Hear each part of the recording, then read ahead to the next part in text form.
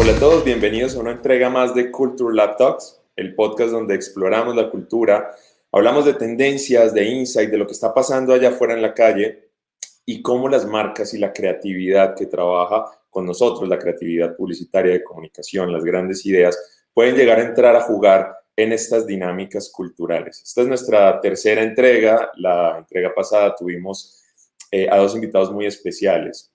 Desde España tuvimos a José María Roca y desde Guatemala a Julián Núñez, que es el director general creativo para DDB Centro. Y estuvimos hablando muy amenamente del capitalismo suave, ¿no? De esta resignificación de lo que tradicionalmente se conoce como capitalismo y cómo las marcas entraban a jugar ahí. Esta entrega tiene un par de invitados de nuevo muy especiales que se los voy a presentar ahora mismo. Le quiero dar las gracias y las gracias por el espacio y la bienvenida a Juan Carlos Ortiz, presidente de DDB Latina. Y bueno, creo que muchos ya de nosotros tienen todas las credenciales de Juan Carlos. Juan Carlos, bienvenido. Muchísimas gracias por tu tiempo y tu espacio para Culture Lab Talks. No, a ustedes muchas gracias por la invitación y muy contento de estar acá y bueno, maravilloso, siempre compartir es la esencia de la vida, entonces un placer estar acá con todos ustedes. Buenísimo. Y de parte de DB Centro Guatemala tenemos a otro presidente, tenemos al presidente de DB Centro, Manuel Madrid. Muchísimas gracias, Manuel, por aceptar nuestra invitación y compartir el espacio con nosotros. Hola, muy buenos días a todos. Muchísimas gracias. No, la verdad es que es un honor poder compartir aquí con Juan Carlos y contigo, Dani. Realmente en las conversaciones es donde se logran acuerdos, se logran muchas cosas, así que muy contento de estar aquí. Buenísimo, muchas gracias. A mí me gusta hacerle una pregunta a los invitados, porque este es el podcast de la cultura, ¿no? Un poco y hablar de todo lo que pasa ahí. Y la pregunta que siempre les hago al inicio es, ¿qué es lo más raro que se han encontrado en otras culturas? Ustedes probablemente han trabajado con infinidad de mercados, de culturas, y todos nos encontramos que esta palabra no significa lo mismo en otro país, esta cosa no significa lo mismo, o hay como ciertos choques culturales. ¿Qué se han encontrado ustedes a lo largo de su carrera que dicen, esto no me lo esperaba, esto me sorprendió, esto es rarísimo dentro de otra cultura? Manuel. Buena pregunta, Dani. La verdad es que te diría que para mí uno de los temas en los que me he encontrado con muchas sorpresas y es una de mis pasiones también es la gastronomía. En la gastronomía te encuentras con cosas que por lo general, eh, culturalmente hablando, no estás preparado para o te pone retos a probar nuevas cosas. Y por lo general, quienes me conocen saben que cada vez que viajo busco cabalmente esos temas específicos que tienen que ver con la gastronomía, porque uno aprende muchísimo de la cultura a través de la comida de los países o de las regiones, ¿verdad? Sabes que en un viaje que hice a México hace unos años, fuimos a una plaza de mercado donde vendían carne de león, tigre, cocodrilo y un montón de animales exóticos. ¿Tú te sumarías ahí a probar algo de esto? Pues mira, me tocó probar, puede sonar un poco duro, pero me tocó probar sesos de mono en India, eh, sin, sin saberlo, pero abierto a las posibilidades de lo que me tocara comer. Así que eh, creo que la vida es de experiencias y es de romper un poco de paradigmas a los que estamos acostumbrados y la comida te lo permite, ¿verdad? Total. Juan Carlos, ¿qué te has encontrado tú en tu experiencia cultural, multicultural? Mira, me he encontrado la vida y la vida es eso, esa es la riqueza de las cosas. Yo escribí unos libros que se llaman cortos, escritos desde un avión y viajando a 30.000 pies de altura. Y muchas de las historias que hablo en corto son historias culturales. Hay un escritor que es uno de mis escritores favoritos que se llama Ernst Cassirer, que define al hombre como, al ser humano lo define como el hombre cultural, el animal cultural. Define al hombre como el animal cultural. Y creo que es una de las definiciones más inteligentes que he visto en la vida. Porque finalmente la riqueza de la vida es absolutamente toda esa variabilidad, toda esa sorpresa que puedes encontrarte de un lugar a otro. Y eso de alguna manera es como la riqueza mayor de lo que tenemos, y yo me considero un gran observador de la vida y de la cultura. Eso me llena de vida. Por eso cada vez que viajo hago como un proceso de mímesis y trato de actuar como un local donde voy. E historias tengo millones. Por eso en este libro Cortos hay muchas de esas. Te cuento una muy rápida y es... estando una vez en el Líbano, en el país el Líbano, lanzando un detergente para Procter & Gamble, empezamos a crear campañas para el detergente y todas las campañas que hacíamos fracasaban. Era fracaso tras fracaso en los testeos. Y decía, ¿pero qué pasa? Si este modelo ha funcionado en miles de países y otra vez, y volvíamos a testear y nada.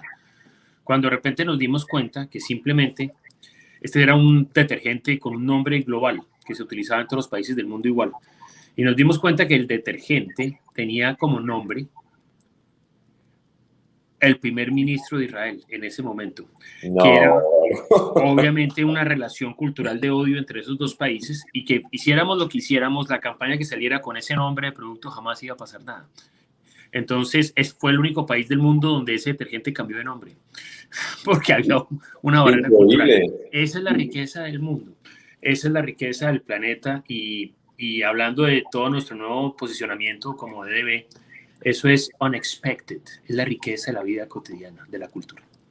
No, buenísimo, increíble, de verdad, porque sabemos a qué detergente te estás refiriendo. Y te puedo seguir contando historias, pero haríamos un programa solo de eso, entonces... Solo historias culturales. Vamos a hacer un podcast de eso.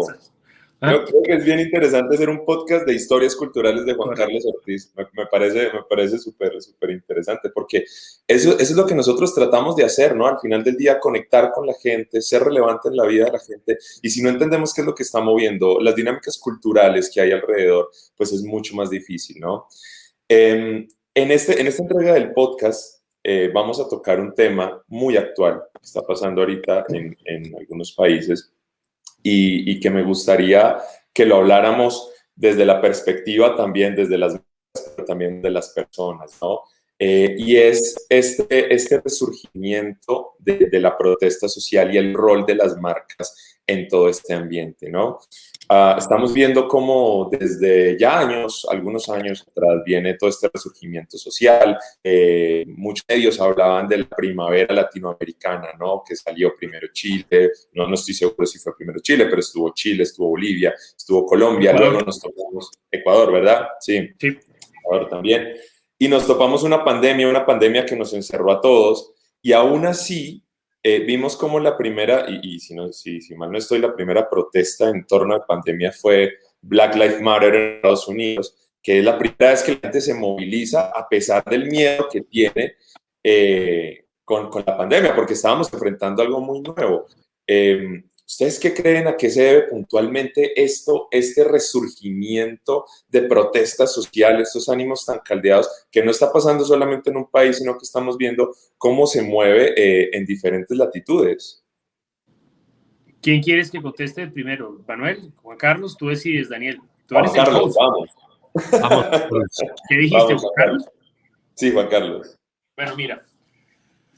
Lo primero que quiero decirte es, nosotros empezamos a hablar desde hace unos años atrás de un efecto en el mundo desarrollado por esta revolución digital, porque esto va acorde a cambios culturales. Hace unos 6, 7 años se creó a través del Foro Económico Mundial, se declaró algo que se llama la Cuarta Revolución Industrial. Y esta Cuarta Revolución Industrial tiene que ver con la afirmación de un cambio radical en el planeta en su comportamiento, a nivel político, a nivel económico, a nivel de comportamiento humano y a nivel social. Y eso tiene que ver con la revolución digital por este aparatico con el cual estamos hablando ahorita, que es la telefonía. Entonces, a partir de ese punto, indudablemente empieza a gestarse cambios de comportamiento muy fuertes. Nosotros empezamos a hablar en DDB, y Manuel lo conoce desde que lo lanzamos como concepto muy fuerte, uno de los productos de eso, que se llama el efecto cardumen. Cómo el comportamiento humano ya pasa de ser un comportamiento donde normalmente la credibilidad te la daban los medios tradicionales o las instituciones o los gobiernos, y resulta que ahora el gran comportamiento gira alrededor de un comportamiento natural, que es el cardumen. Y piensa en un cardumen. Un cardumen se mueve ves todos los pececitos y de repente se mueven todos a la derecha, o suben todos, o bajan, o se dividen y vuelven y se juntan, pero lo hacen de una manera absolutamente sincronizada. Y si te has dado cuenta, ese cardumen no tiene ningún pez líder que le esté diciendo a los otros, todos para arriba. El cardumen funciona en la conectividad de cada pez mirando el pez de al lado, en una credibilidad absoluta en esa coordinación. Pasa lo mismo hoy con la humanidad y a través de esta revolución industrial que es la telefonía celular. La revolución digital, llamémoslo así. Y es que indudablemente ya se vuelve el peer, el factor número uno, o sea, tu persona de al lado, tus amigos, tus conocidos, los factores más importantes de credibilidad, más que las instituciones tradicionales. Entonces, en vez de pensar verticalmente, empiezas a pensar horizontalmente. Y eso es un efecto de lo que está pasando en el mundo, hace ya unos años atrás. Y todas estas primaveras, la primavera árabe y lo que está pasando en Latinoamérica y lo que pasó en Estados Unidos con Black Lives Matter, todo es un producto de ese efecto cardumen, de ese nuevo comportamiento humano. Pero ese comportamiento humano, y ahí va mi segunda parte, obviamente ha tenido este último año y medio una exponencialización aún más fuerte, porque indudablemente la pandemia ha generado lo que yo denomino un proceso de sensibilización muy alto en las personas. Todos nosotros nos hemos sensibilizado de una manera única, porque lo que ha pasado este año y medio no pasaba en la humanidad hacía 100 años. Entonces, la primera generación en 100 años que está viviendo esto es muy complejo. Y se sensibiliza uno y, por lo tanto, la sociedad se polariza. Y esa polarización tiene que ver con dos elementos, a mi gusto. Uno es un tema indudablemente de salud. La gente teme por su salud y teme por su economía. ¿Qué está pasando? ¿Tendré dinero para vivir? ¿Podré sobrevivir? El mundo está entrando en un proceso difícil. Y segundo, ¿me enfermaré o alguna familiar mío se enferma? Esa sensibilización ha alterado la potencia de este efecto cardumen y obviamente le ha dado un nivel de credibilidad a las redes demasiado alto. Y ahí entran todos estos jugadores muy fuertes, que son, yo lo denomino el fondue de queso. Todos los quesos están ahí juntados y termina siendo un solo queso cuando tú lo calientas y ya no puedes distinguir qué queso es cada cual. Entonces hay quesos del soñador, está el queso de los románticos por un mundo mejor, pero está el queso también de los políticos oportunistas y está el queso también de los malandros que están tratando de generar caos y destrucción. Se mezclan todos los quesos y se prepara un fondue. Entonces, la importancia es poder entender cómo controlas o cómo manejas un fondue cuando los quesos se han mezclado todos. Y eso para mí es muy interesante, pero es un producto de efecto cardumen. Y ahí las marcas han adquirido un rol muy importante. Esa es la introducción, Manuel. Si quieres, sigue y después seguimos con eso. No, pues al final del día tú tienes, has puesto el contexto muy bien, ¿verdad? O sea, la conectividad que tenemos hoy por hoy nos permite de una u otra forma lograr esa conexión, no solo con las personas que tenemos cerca, sino con lo que estamos viendo alrededor del mundo. Y sí, clarísimo que eran cosas que antes no se veían, no estábamos tan expuestos a todas estas situaciones de una forma tan rápida, tan vivencial, ¿verdad? Porque vemos lo que está sucediendo y nos... Y vemos lo de verdad, Manuel, y lo de mentira. Porque que se mezcla también en fondue, cosas verdaderas, pero cosas fake. Entonces, el enredo es total. Totalmente de acuerdo. Y cabalmente, entonces, ante la imposibilidad, como veíamos durante este tiempo de pandemia, en donde no podía salir, en donde, como tú decías, un miedo a si me voy a contagiar, a un miedo a si voy a perder el trabajo, si voy a tener para comer, viviendo en circunstancias totalmente distintas a las que estábamos acostumbrados, en estar en espacios reducidos, pero a la vez ver también todas esas situaciones en donde se esperaba mucho de muchas personas o termina siendo como un proceso en donde, como tú dices, se junta una mezcla de situaciones para que al final del día no se distinga si estoy hablando de mi salud o si estoy hablando de la economía o si estamos hablando de las decisiones que se tomaron políticamente, un sinnúmero de situaciones, ¿verdad?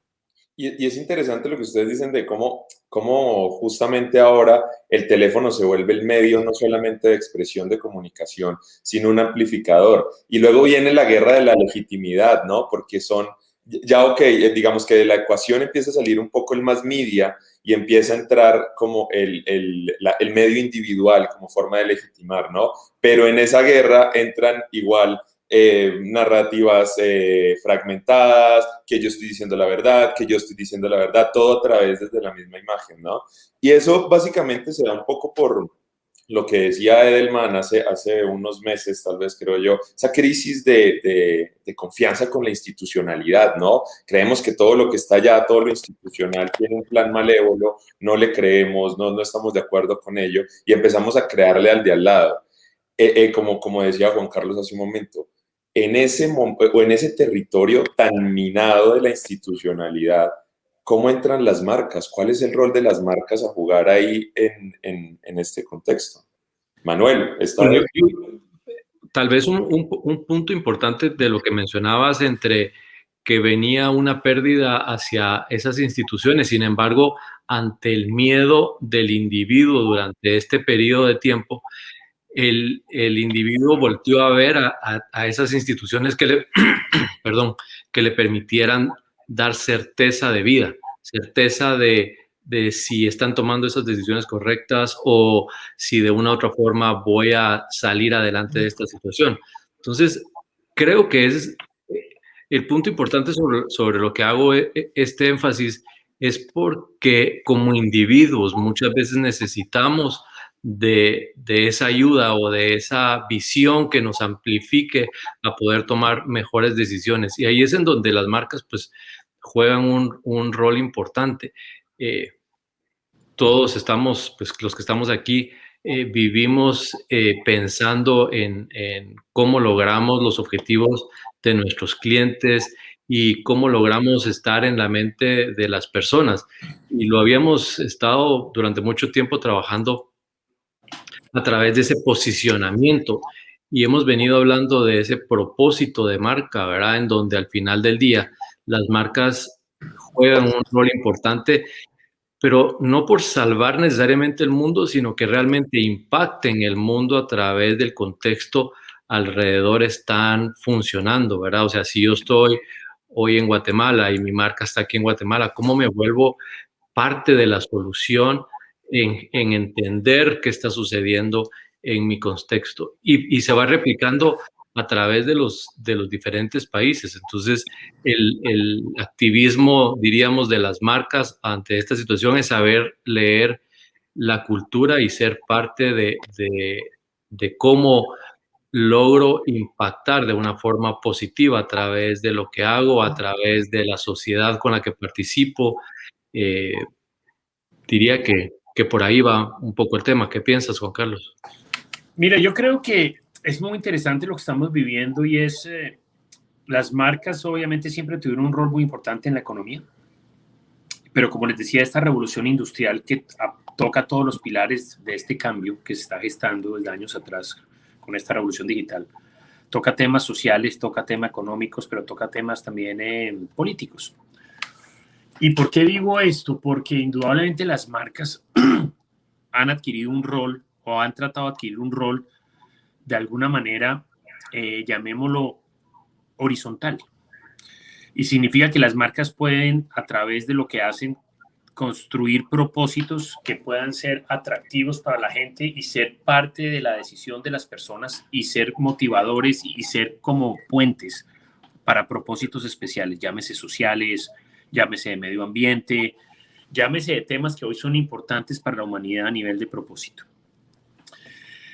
Y hay temas de género, temas de inclusión, etcétera. Creo que las marcas pueden jugar un rol muy importante ahí porque se vuelven otro factor de, llamémoslo, institucionalidad. No es el gobierno per se, no es la política per se. Las marcas, como economía, asumen un rol que trata de dar una credibilidad que la gente busca. Pero ¿qué pasa ahí? Pasa lo siguiente sobre ese activismo y ahí retomo puntos importantes. Estos procesos indudablemente han gestado una gran diferencia en el mundo cuando usted trata de hacer propósito entre el decir y el hacer. Muchas marcas asumen propósitos diciéndolos, pero decir un propósito no es tener un propósito. Claro. Y ahí comienzan temas muy complicados del mismo efecto cardumen que se voltea y terminan atacando las mismas marcas que hablan de, le doy ejemplos, por ejemplo, en Estados Unidos, marcas que salieron a hablar de igualdad de género o marcas que salieron a hablar de inclusión con afroamericanos, pero resulta que hablaban de eso y resulta que cuando analizaban sus juntas directivas, pues no cumplían lo que estaban diciendo, o la cantidad de personas acorde a ese propósito no era internamente una realidad. Entonces, ¿de qué hablas? Entonces, ¿qué significa este primero activismo de marca? O activismo en general, pero llamémoslo la marca como este puente, es primero tienes que hacer, después tienes que decir. El proceso es invertido. Porque si te pones a decir cosas, se vuelve simplemente casi como un acto oportunista. Entonces, y se te revierte. Entonces, primero el doing, después el saying. Es lo más importante de este proceso. Lo segundo, indudablemente las marcas vieron un propósito muy interesante para conectar con personas al plantear propósitos específicos. Eso está muy bien y eso genera un nuevo camino de credibilidad, llamémoslo social. Pero también es clave entender en todo este proceso que este rol de las marcas en este momento como activistas inicialmente tratan de hablar de propósitos para salvar el mundo, para incluir al mundo, para igualar el mundo, etcétera. Está muy bien. Pero con toda esta pandemia estoy viendo que muchas de las marcas que querían salvar al mundo ahora están tratando de salvarse a ellas mismas. Eso es otro tema importante porque son parte también de esta complejidad que se está viendo en el mundo. Entonces, el activismo es una voz y en este efecto cardumen, alguien que puede generar influencia dentro del efecto cardumen son las marcas. Entonces, tienen un valor importante.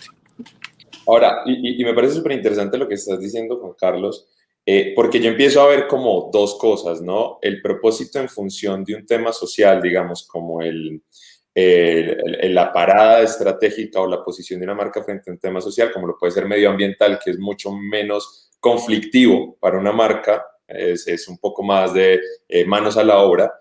Pero ¿qué pasa cuando la marca está inmersa por ejemplo, en un contexto polarizante, donde necesariamente tomar una partida va a generar posiciones a favor y en contra? De acuerdo. Mira, tú acabas de decir algo muy importante y es el mundo está polarizado. Y el mundo es el mundo. Una marca no puede escaparse a la polarización del mundo, como no puede escaparse una posición política, como no puede escaparse cualquier tipo de posición del planeta. La cultura pertenece al mundo porque es cualquier acción humana, como decía Cassirer. ¿Qué es la cultura? Cualquier gesto o acción que el hombre hace. Entonces, aquí es muy importante entender que en un mundo polarizado, digas lo que tú digas, vas a estar en una polarización. Te van a polarizar por ir a un lado, por ir al otro, o por quedarte neutro en la mitad. Ese es otro nivel de polarización. Entonces, en un mundo de polarización, cualquier acto que tú gestes va a estar inmediatamente polarizado.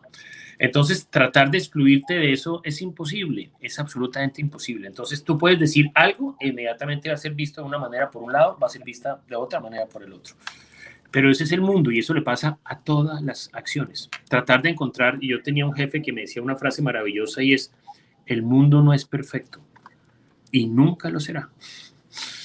Entonces, buscar esa perfección es absurdo y nos pasa a nosotros todos los días con la marca, ¿no? Lo perfecto es lo enemigo de lo bueno. Hay que hacer bueno porque bueno es hacer, doing, hacer. Si te quedas esperando lo perfecto, de pronto no haces nada. Entonces, es indudable que cuando tú hablas en un mundo de activismo, cualquier posición está enmarcada en un contexto, entonces algo de polarización va a tener que sacar. Algo, indudable, para todos. Todos la tendremos, todos será. Total, que el mismo hecho de ser activismo de marca implica eso, implica tomar una posición muy marcada, ¿no? Y saber que como un activista... Y de repente ni tan marcada, Daniel, simplemente con tener una posición ya estás planteando polarización. Total, creo que la marcación la pone el contexto, ni siquiera tú. De acuerdo. ¿Qué piensas, Manuel, sobre las marcas en un contexto polarizado, las marcas y el activismo de marca? Yo te diría que muy en línea de lo que planteaba Juan Carlos. Al final del día, las marcas están hechas también de personas, o sea, las personas que están dentro de las marcas también definen muchas posiciones muchas veces dentro de ese proceso y no estás exento de que te digan que piensas así o que piensas de esta otra forma. Creo que también desde esa posición y desde lo que veníamos hablando antes de cuál es ese rol de las marcas y su propósito, y estoy totalmente también de acuerdo con lo que Juan Carlos mencionaba de primero hacer y luego decir. Creo que el reto de las marcas en esa situación es cabalmente poder leer la cultura, poder entender que de una u otra forma pueden ser parte de la solución dentro de toda esta ecuación. O sea, si vemos especialmente en nuestros países, en Latinoamérica, eh, los gobiernos a veces les cuesta poder resolver muchos de los temas que los ciudadanos estaríamos esperando que los gobiernos solucionen. Y son las marcas las que muchas veces a través de las iniciativas de las empresas y de los colectivos logran llevar una solución a ese ciudadano o terminan resolviendo cosas que probablemente pues no les tocaba, pero empiezan a entender y a ser parte de ese proceso. Entonces, creo que lo hemos vivido en nuestro caso y conocemos marcas con las que hemos trabajado. Tú sabes, Banco Industrial en Guatemala, en los diferentes momentos que de una u otra forma hemos tenido como situaciones de país, pues más allá de definir su posición, lo que logra es levantar el ánimo de las personas para lograr salir adelante, para de una u otra forma poder gestar situaciones nuevas y no quedarnos encerrados en ese momento entre si estoy de este lado o del otro lado, porque como bien lo platicábamos antes, estamos viviendo en ese estado de polarización continua. O sea, y no es desde lo político, lo vemos en los eventos deportivos y lo vemos internamente en nuestras familias. Si no estás conmigo, estás contra mí.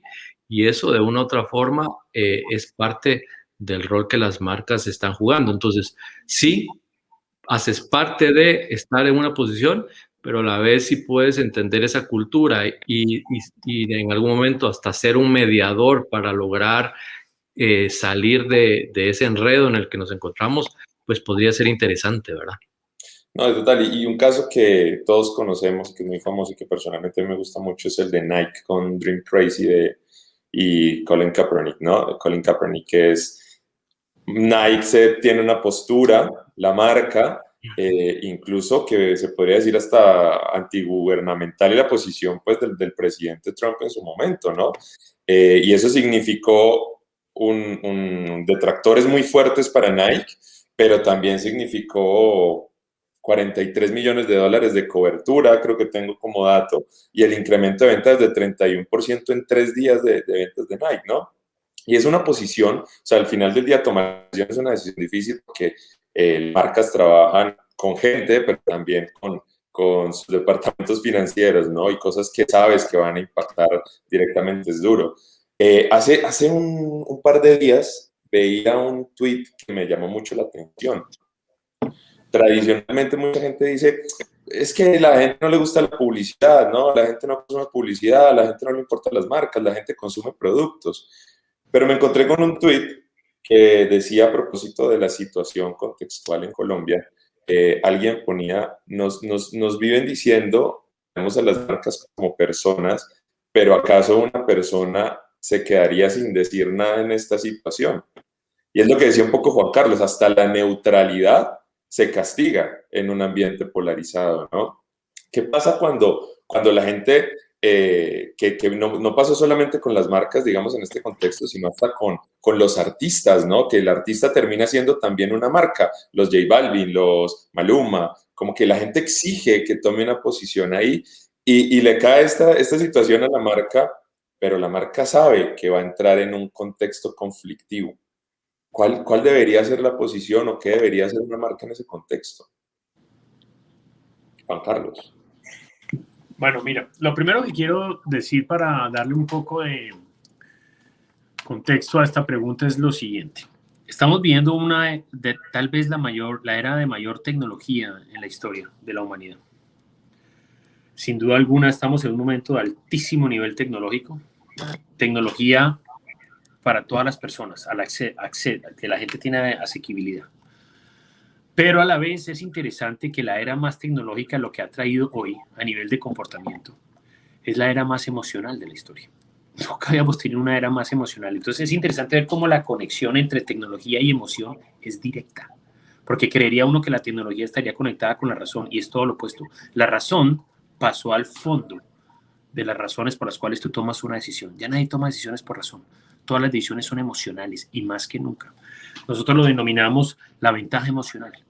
Las marcas tienen que tener ventajas emocionales. Cuando tienen ventajas emocionales, conectan. Tú acabas de decir algo muy importante, y es las marcas.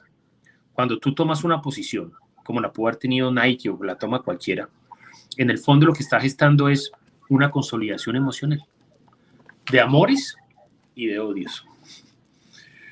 Pero es emocional. Es emocional.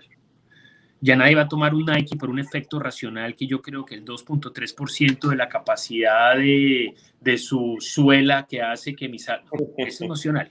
O lo amo o no lo amo. Eso es como Mermaid, como la campaña que hacemos en DB Inglaterra de lo amas o lo odias. Y esa es la realidad de este mundo. Entonces, cualquier posición es emocional. Y eso genera fervientemente más creyentes o más detractores. No importa lo que sea, pero más. Y eso indudablemente pone a las marcas en una posición interesante como marcas, y a las personas como marcas, y a las marcas como personas. Porque indudablemente la emocionalidad es la que genera la decisión de las acciones. Y eso ha hecho que artistas traten de buscar posiciones, que todo el mundo exija, porque en el fondo o son marcas vistas como personas o son personas vistas como marcas. Y esa es una realidad, pero vuelvo al mismo punto. La gente, al tomar una posición en este mundo, genera consolidaciones emocionales. Punto. Es eso. Para bien o para no bien. No existe nadie en el mundo con una consolidación emocional del 100%, porque no existe. No puede ser. Por eso existe la dialéctica. Siempre hay dos elementos. Y esa es la realidad. Lo importante es que esta consolidación emocional sea una consolidación emocional para el bien. Tú estás democráticamente en la razón de decidir si algo te gusta o si algo no te gusta. Eso es válido, es espiritualmente positivo, mas no destruir. Ahí es otro lenguaje y ahí es otro proceso que se ha malinterpretado con toda esta línea de cosas que vienen sucediendo. Esa es otra línea. Entonces, yo amo las ventajas emocionales, amo las competencias emocionales. Son válidas, son potentes, dan dinámica a la vida, mas no las destructivas, que es otra película. Sí, y te diría que me quedo con esa última parte que decía Juan Carlos, ¿verdad? Al final de la parte buena de lograr efectos positivos dentro del proceso, porque el hecho de que una marca tome un rol y sea parte por lo general lo está haciendo desde la perspectiva de hacer cosas buenas. Es el sentimiento de la persona la que lo lleva a decir, no estoy de acuerdo con esta marca, con lo que está haciendo. Entonces, creo que es importante definir o entender esa parte. Por lo general, la marca lo que busca es hacer el bien, o sea, ser empático con las circunstancias, ser parte de la solución, depende de esa emoción de la persona que está viviendo o en el contexto en el que se encuentra, que es en donde se genera esa polarización o esa situación de decir, ellos están en contra mía o no están entendiendo lo que de una u otra forma estoy esperando, pero sí, generamos emociones todo el tiempo y vivimos de las emociones. Y es parte de todo este proceso del activismo de marcas, ¿verdad? Total, y a mí me parece súper, bueno, de las cosas buenas, digamos, que la pandemia nos ha dejado, porque nos ha dejado un montón de cosas negativas y complicadas, pero también nos ha dejado un montón de aprendizajes, y creo que eso es lo que nos está dando todo el tiempo, ¿no? Aprendizajes, cómo actuar en situaciones que no conocíamos. Y me gustaba hablar del tema de los artistas, porque al final del día son marcas. Y yo leí un artículo que me pareció súper interesante y decía, la gente anda pidiéndole a los artistas que tomen una posición asumiendo que es su posición, cuando por la amplificación de la plataforma que tiene un artista, ¿no? Y al final del día puede que el artista como persona también tenga otra posición, y entonces lo que le exigías de esa posición no era lo que tú esperabas, ¿no? Creo que es importantísimo, y lo mencionaba tanto Manuel como Juan Carlos, el propósito. Si una marca no tiene propósito, si una marca no tiene ese factor que al final del día lo convierte en un factor humano de marca, ¿no? Que lo conecta con la gente, es mucho más difícil navegar en todo este entorno. Porque si solamente te ves como un ente transaccional, desde lo más racional, desde el beneficio que yo te traigo como producto, en una situación de estas, simplemente vas a seguir como lo sigues haciendo, ¿no? Como simplemente y llanamente un producto y algo que la relación con las personas es transaccional. Pero cuando marcas ese propósito, puedes ver los territorios, ¿no? Los horizontes hacia donde actuar, sobre todo, porque sí que es cierto que estamos en esta era de que ya la gente no come mucho cuento de lo que dices, sino muéstrame lo que haces, ¿no? Este tema es interesantísimo. Lastimosamente se nos está acabando el tiempo. Yo agradezco muchísimo tanto a Manuel como a Juan Carlos por el tiempo que nos han dado. Esto es seguramente un tema que una vez normalizadas las cosas deberíamos sentarnos a hablar con un whisky, con el trago que quieran y sacarle mucho, porque creo que todavía hay mucho aprendizaje, ¿no? Todavía hay un camino que hay que mirar la cultura, hay que mirar lo que está pasando y sacar los aprendizajes para seguir mejorando, tanto nosotros como industria, como ayudar también un poco a mejorar la sociedad. Muchísimas gracias, Dani, ¿no? Y la verdad es que con muchísimo gusto podemos seguir hablando de estos y de muchos temas que son fascinantes, especialmente poder conectar es parte de lo que hacemos todos los días. Muchísimas gracias, Manuel. Juan Carlos, a ti también el agradecimiento. Sabemos que tu agenda es súper apretada. Sacaste tiempo para que pudiéramos hablar de estos temas tan interesantes y también tener tu visión. Es muy buena, así que muchísimas gracias. No, a ustedes muchas gracias por la invitación, muy agradable, muy cómodo, y me sentí, bueno, y este es un tema apasionante porque tú hablabas y siempre quiero cerrar con esto, y es que para qué sirve la publicidad, y yo siempre digo lo mismo, yo no creo en la publicidad que parece publicidad, yo creo en la publicidad que parece vida, y esa es la que conecta con la gente. Buenísimo, buenísimo. Muy buen cierre, Juan Carlos, gracias. Bueno, a todos ustedes, muchísimas gracias por acompañarnos una vez más en otra de las entregas de Culture Lab Talks. En la siguiente entrega vamos a tener invitados sorpresas especiales, vamos a hablar con unos invitados que no se imaginan. Entonces los esperamos la próxima semana y bueno, muchísimas gracias también por acompañarnos. Muchas gracias. Cuídense mucho. Suerte y saludos, que estén muy bien.